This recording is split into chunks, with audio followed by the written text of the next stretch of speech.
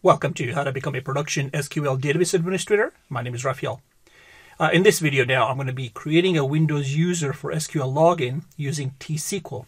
In the previous video, I showed you how to create a Windows user account and how to map that to an SQL server, and then how I created an SQL user so he could access the database. And then I managed it a little more where I granted it security to a table called departments. In this video, I'm going to do exactly the same, but this time demonstrating the same thing using T SQL. So as you can see, I'm logged on as a SA account, which is a system administrator, to this database. Now, if I connect using Tom, so I could go connect, database engine, and select Tom's user account, which we already created. And if I go connect, you'll notice that obviously it fails because Tom, the Windows user account, does not have a login. So the first thing I'm going to do is create a login. And the way you create a login obviously is right here.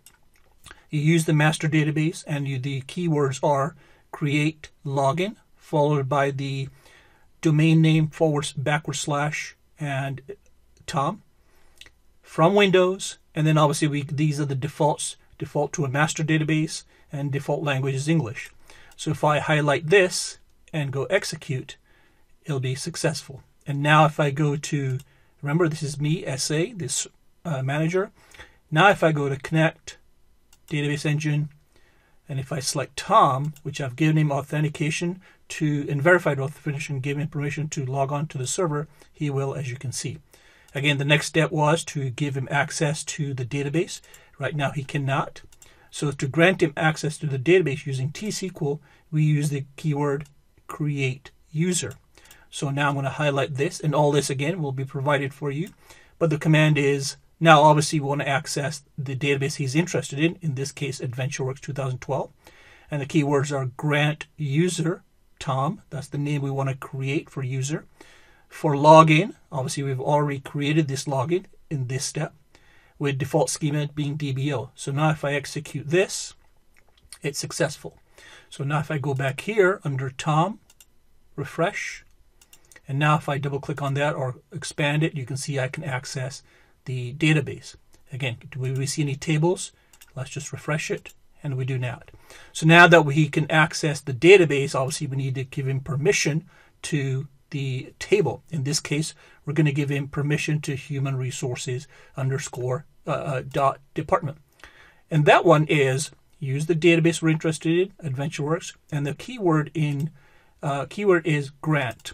So we say grant select, which means that he can view on the table that he wished to grant him on, to Tom, this is the user that we just created here, as DBO. So now if I highlight that, so this is the grant statement, and execute, it's successful. So now if I click here, refresh, of course he can view the table. Now, obviously there'll be times at point where you'll need to disable or delete the user in a particular case. In this case, if you want to drop the user, then you can use the keyword login. Obviously, you have to drop in the login first and then drop in the user. These are two separate entities. And what I mean by that is if you go to, for example, actually, let's disconnect him now. Or actually, let me go here. If you go to security, under login, and I'm the SA, you'll notice obviously that we have a Tom login right there. If I right click that and delete it, you're going to get a warning that says deleting server logins does not delete database users associated with logins. So these are independent entities or objects. To complete the process, delete the user in each database. It may be necessary for you to transfer the ownership of schemas. So if I go OK, now you'll see that's dropped. I do not have the SQL login for Tom. However, if I go to the database, AdventureWorks, security, and refresh it, you'll see that I do have Tom is still an active user. So even though I deleted a login, the user still exists. For me to delete that, right click, delete, and go OK. Now I've deleted him. And now if he starts to do anything, obviously, you're going to get an error because he's been deleted. Let's just refresh this. There we go, see? So Tom's been eliminated. So he can't access it. So let's get rid of that disconnect. Now, obviously, this illustration wants to use T SQL. So if you want to drop a login, or you want to drop a user, then these are the keywords.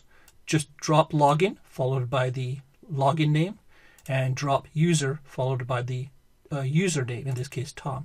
Now obviously if I highlight this and execute, it won't work because we've already dropped him. So that's just a quick illustration of what we did using T SQL.